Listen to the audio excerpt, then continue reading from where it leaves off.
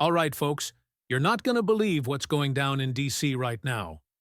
Pro-Second Amendment attorneys say Congress just slammed a wrecking ball through the foundation of nearly a century of gun control. Trump's new budget bill? It's not just bold. It's a direct hit on the National Firearms Act. We're talking short-barreled rifles, short-barreled shotguns, and suppressors, all pulled out from under the NFA's grip. If this holds, we could be looking at a world where you walk into a shop, buy a suppressor, and head home with it the same day. No tax stamp, no fingerprint cards, no 9-month waiting period just to beg the ATF for permission. This isn't politics as usual. This is Section 7436 of the bill, and it could flip the script for every law-abiding gun owner in America. Today we're breaking down exactly what's buried in that section, what it means for folks like you and me, and why this isn't just another technical amendment. It's a signal. A warning shot. And it just might mean the days of anti-2A lawmakers strangling your rights are finally running out. Trump's budget proposal isn't just another piece of paper. This thing is a legislative wrecking ball, aimed dead center at the most outdated corners of the National Firearms Act. Buried in Section 7436 is the kind of language that'll make any pro-2A gun owner perk up.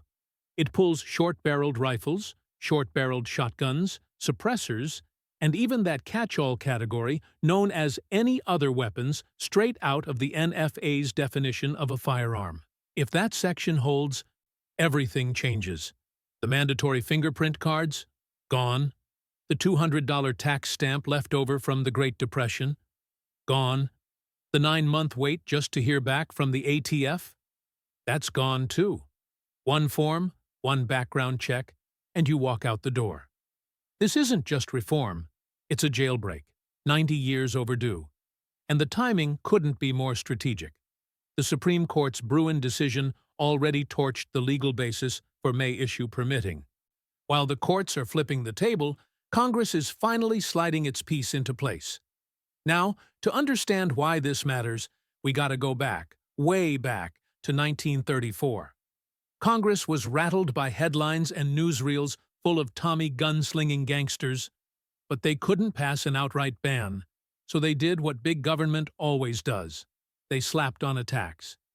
That $200 fee might sound trivial today, but back then, it cost more than a brand-new Ford sedan. And they weren't just taxing criminals. They were taxing tools most working-class Americans didn't even understand. That fee wasn't about stopping crime. It was economic gatekeeping dressed up as public policy. And the public safety excuse? That crumbled fast when the FBI's own numbers showed that legally registered NFA firearms are almost never involved in homicides.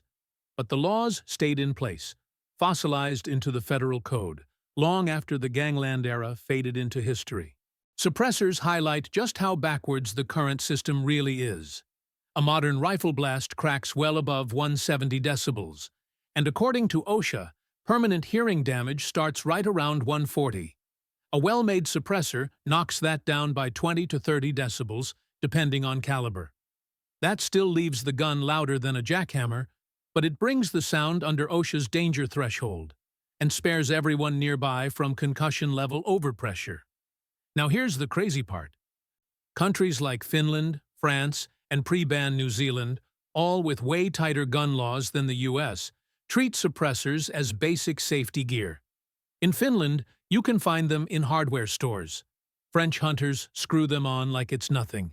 New Zealand used to sell them like Americans buy cooler cup holders at Walmart.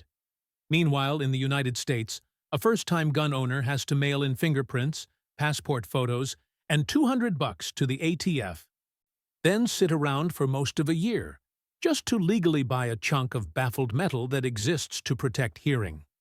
Calling that process outdated doesn't even begin to cover it. And here's where economics punch in.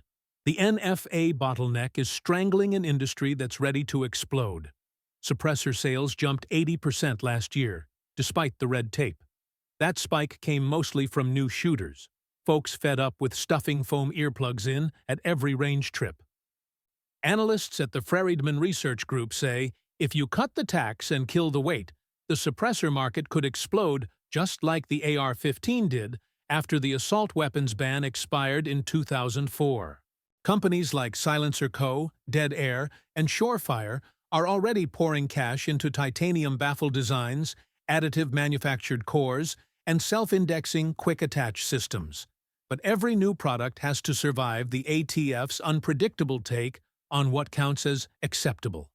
Kill the bureaucracy, and suddenly, every shop with a CNC lathe can compete. That means prices drop, innovation climbs, and the whole industry wins. We're talking job growth, local tax revenue, even export opportunities. All the stuff politicians usually throw parades for, except this time, it's about gun parts. And just like that, the usual cheerleaders go dead silent. Short-barreled rifles tell the same story in a different caliber. Back when powder was inefficient and law drafters needed a hard legal line, that 16-inch minimum made sense. But today's powders burn faster. Modern optics shave milliseconds off target acquisition. And in real-world scenarios, tight hallways, small homes, narrow stairwells, 4 extra inches of barrel can be the difference between survival and a jammed-up corner. Law enforcement figured that out a long time ago. SWAT teams run suppressed 10 to 12-inch carbines for a reason. Less muzzle flash, cleaner communication, and reduced overpressure in confined spaces. Our troops knew it too. Compact suppressed rifles dominated night raids in places like Fallujah. Yet for a civilian trying to defend their family in a split-level house, the law still demands a broomstick-length rifle, unless you pay the NFA ransom and cross your fingers that the ATF approves it before your next rent's due. Of course, the anti-gun media, outlets like the Washington Post, insist that deregulating these items will wreck law enforcement's ability to trace firearms. They claim the NFA keeps investigations on track because every transfer is logged. But that story falls apart fast when you actually check the data. Criminal shootings almost never involve NFA-registered weapons. The ATF's own tracing center logs single-digit hits per year, mostly stolen items. No detective is solving violent crime by digging through tax stamp archives. That idea comes straight out of Hollywood, the same place that tells you a suppressor turns a 9mm into a mouse fart. In the real world, criminals are 3D printing crude thread-on cans with resin printers or welding flashlight tubes in their garages. Meanwhile, law-abiding buyers get stuck waiting months, buried under background checks and government paperwork. The irony? All that tracking effort gets dumped on the people least likely to ever misuse a firearm, while offering almost zero help to those chasing real threats. Now, here's another scare tactic you've probably heard. Opponents love bringing up so-called ghost gun tech.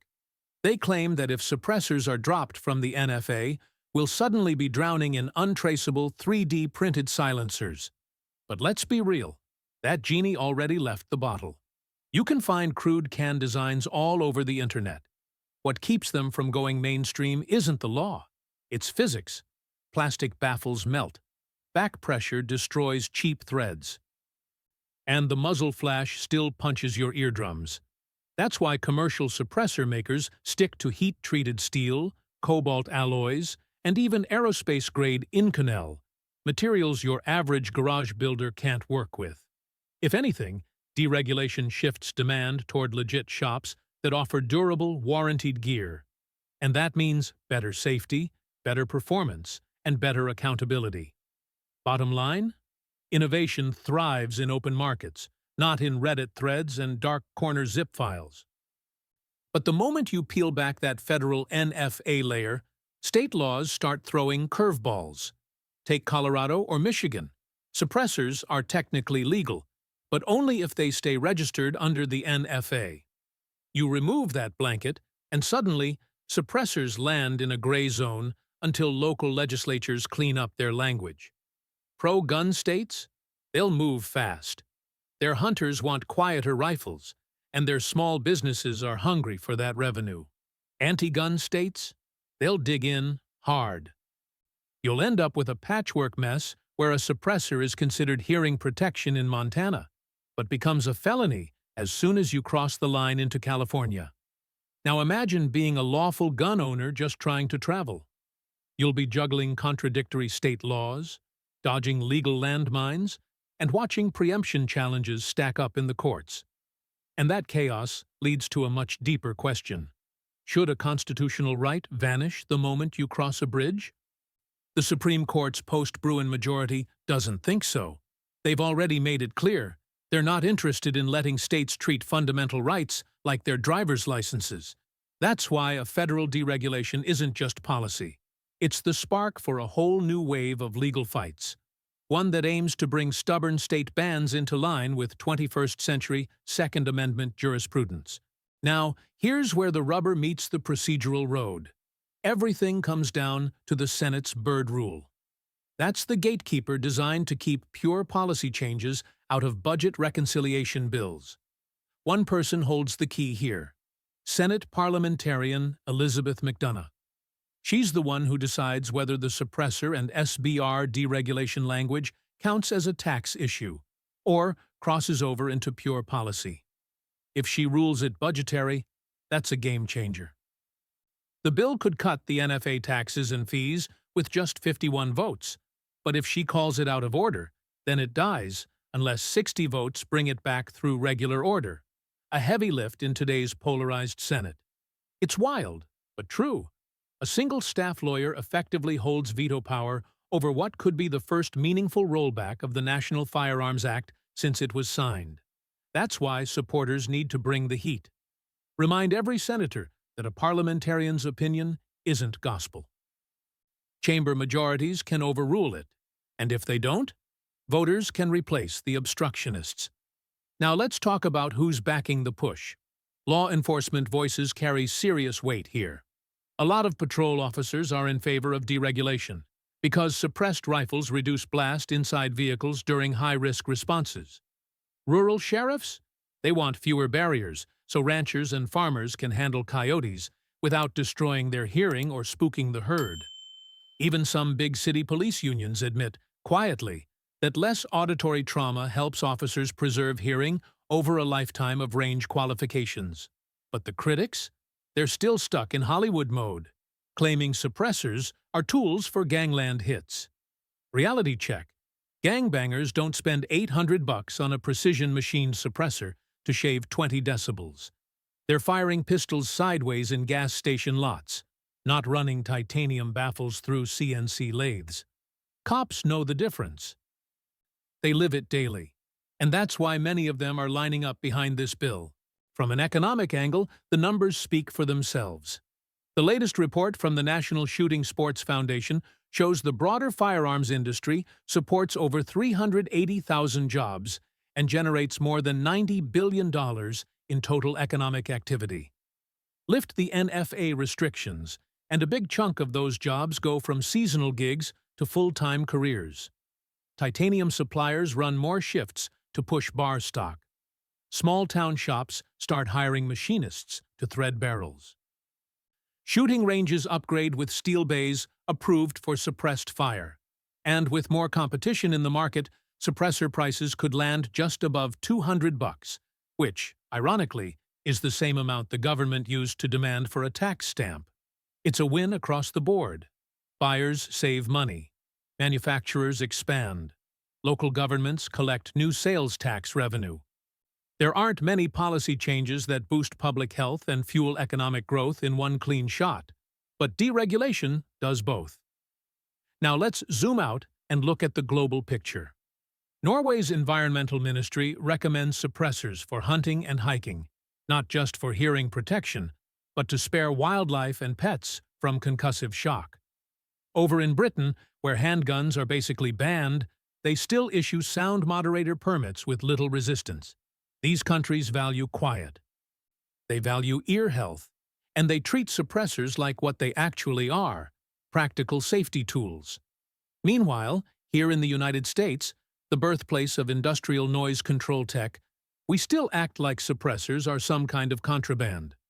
Fire a deer rifle next to a Scandinavian lake, and you reduce sound pollution for everyone. Fire the same rifle on American public land, and you've got to mail 2 mugshots and a fingerprint card to West Virginia first. Deregulation doesn't break new ground.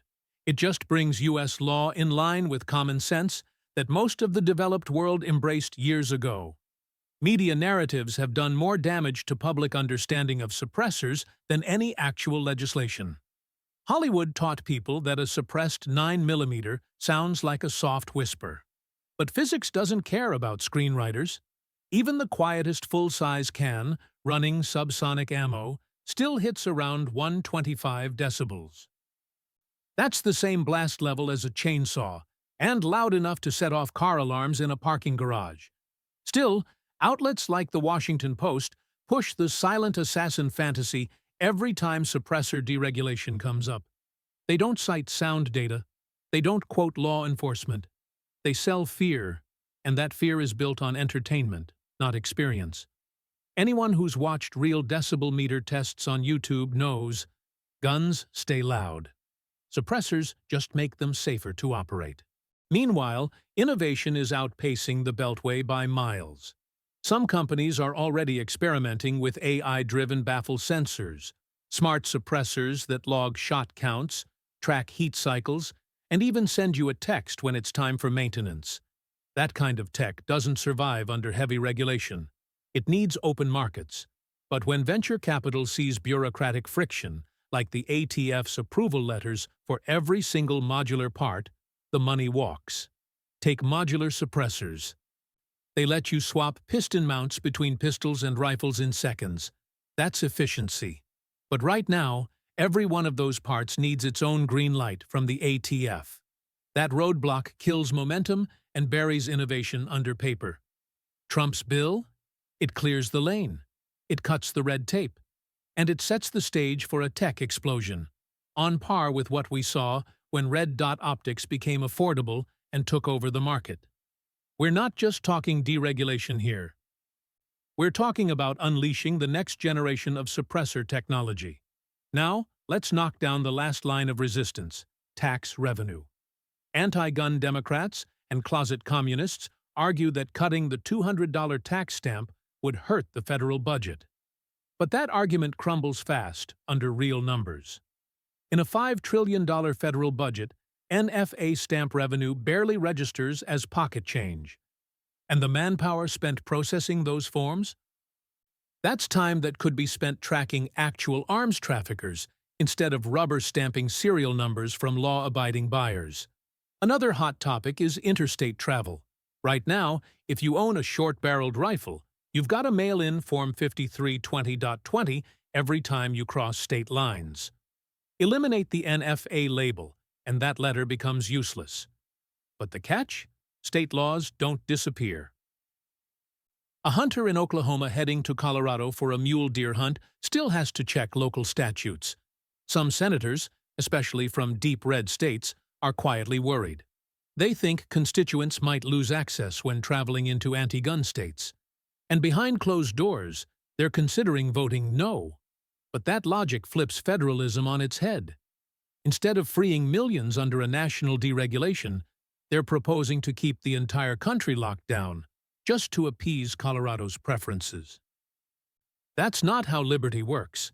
The answer isn't national hostage-taking, it's targeted state-level lobbying, and, when necessary, direct legal challenges that trace back to Bruin.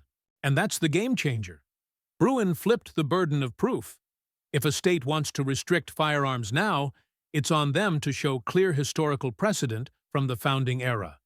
And there's nothing, zero precedent, for barrel-length bans in 1791. Nothing for suppressor restrictions. And nothing for permission slips. That shift has anti-gun groups sweating. Because even if Trump's bill stalls, the lawsuits will keep coming, and they'll keep chipping away at the NFA's constitutionality. Congress has a real opportunity here. They can get ahead of the inevitable. They can modernize the law voluntarily. Or they can sit back and wait for the courts to rip it apart, one circuit split at a time. Culturally, suppressors and short-barreled rifles have gone from niche fascination to everyday practicality.